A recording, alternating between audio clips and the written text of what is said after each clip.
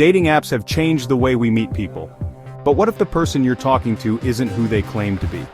What if a simple swipe right could turn into your worst nightmare?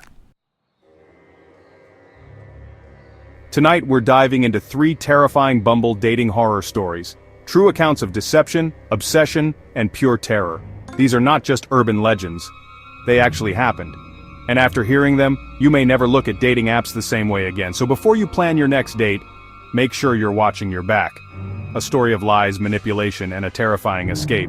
Sarah, a 32-year-old marketing professional, matched with Jason, a supposed tech entrepreneur who lived in a penthouse in downtown Chicago. He was charming, well-spoken, and sent photos of his high-rise condo, claiming he was developing a new AI startup.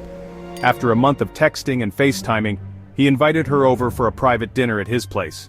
Everything looked luxurious: expensive wine, gourmet food, and panoramic city views. But one small detail tipped Sarah off.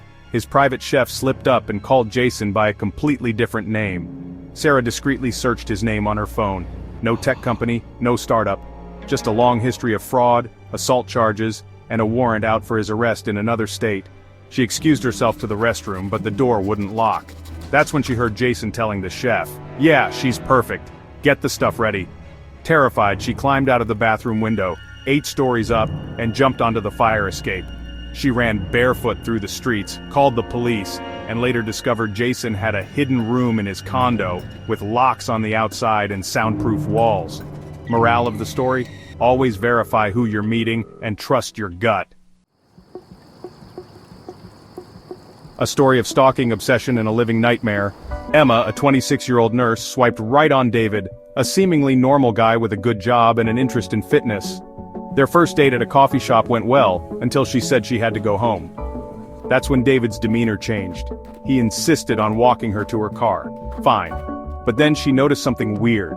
A car parked right behind hers that wasn't there before. She told David she had to pick something up at her friend's house and left. But when she checked her rearview mirror, that same car was following her. For weeks, strange things started happening. Her front door lock was tampered with. Her tires were slashed.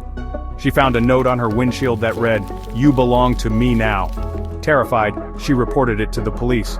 Turns out, David had been arrested before for stalking multiple women from dating apps, one of whom had completely disappeared.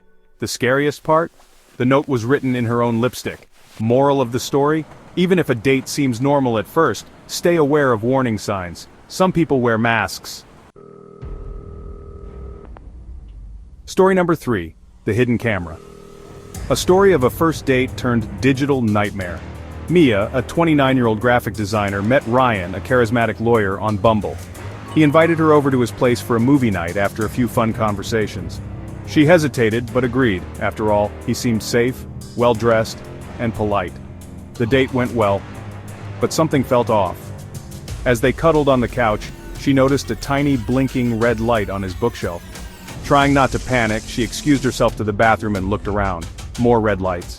She lifted a fake plant, a tiny hidden camera. Heart racing, she pretended nothing was wrong, made an excuse to leave, and bolted. Once she got home, she called a friend and looked up the brand of the camera online. It was part of a live streaming setup. Ryan had hidden cameras all over his house, secretly recording dates and broadcasting them on the dark web. She reported it to the police, only to find out they were already investigating multiple similar cases involving him. Morale of the story: always trust your instincts, and if something feels off, get out. So, what do these stories teach us? That sometimes the biggest dangers aren't in dark alleyways, but right inside our phones. With a simple swipe, you could be inviting a predator into your life. But you don't have to be the next victim. Here's how you can stay safe when using dating apps. Always meet in a public place, never at their home on the first date. Share your location and date details with a trusted friend. Look for red flags, love bombing, refusing to video chat, and pushing for isolation. Trust your instincts. If something feels off, leave immediately.